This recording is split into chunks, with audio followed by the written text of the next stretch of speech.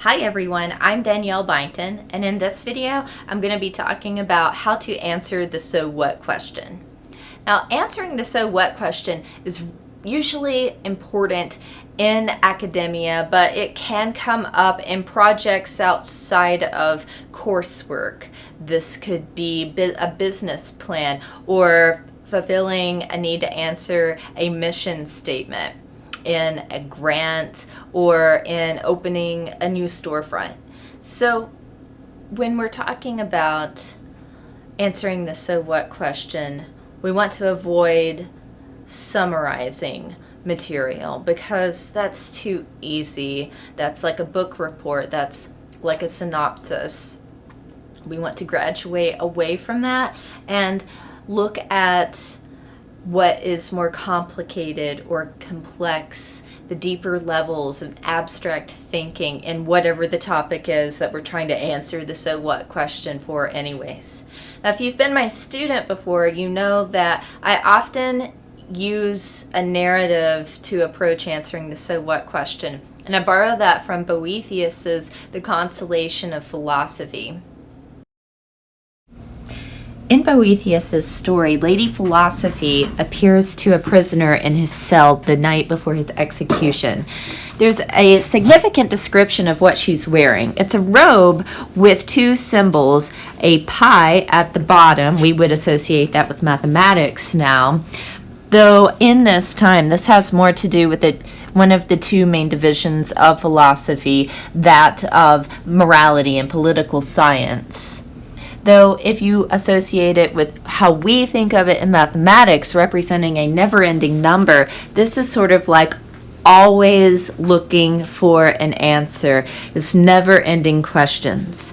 This is connected to another symbol at the top by something called Greek stairs, and the point is that we are ascending up to that we are always moving towards finding an answer. The symbol at the top that correlates with looking for this answer is a theta. Now, the literal definition of that is death or thanatos.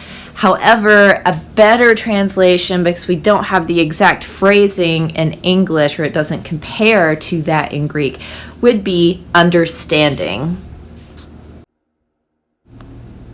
The etymology of understanding suggests that its Old English roots originally meant to stand among or between something, which is the core of understanding, knowing what something is because you also know what it isn't.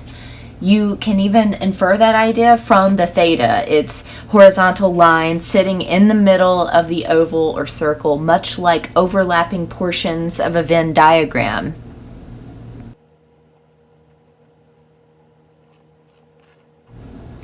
That sense of being between things could also be considered as in-betweenness, a term used in fields like anthropology and social sciences to describe the gray space between binaries.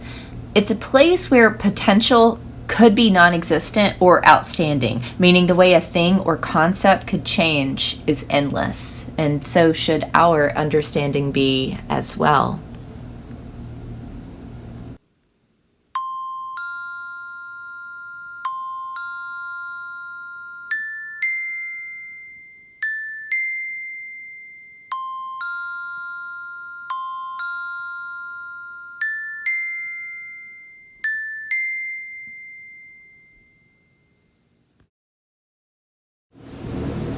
Okay, that's it for this episode. I hope that you'll watch more of my videos as they become available, where I'll cover more facets of how to answer the question, so what? Until next time, I hope you gained some sight into insight.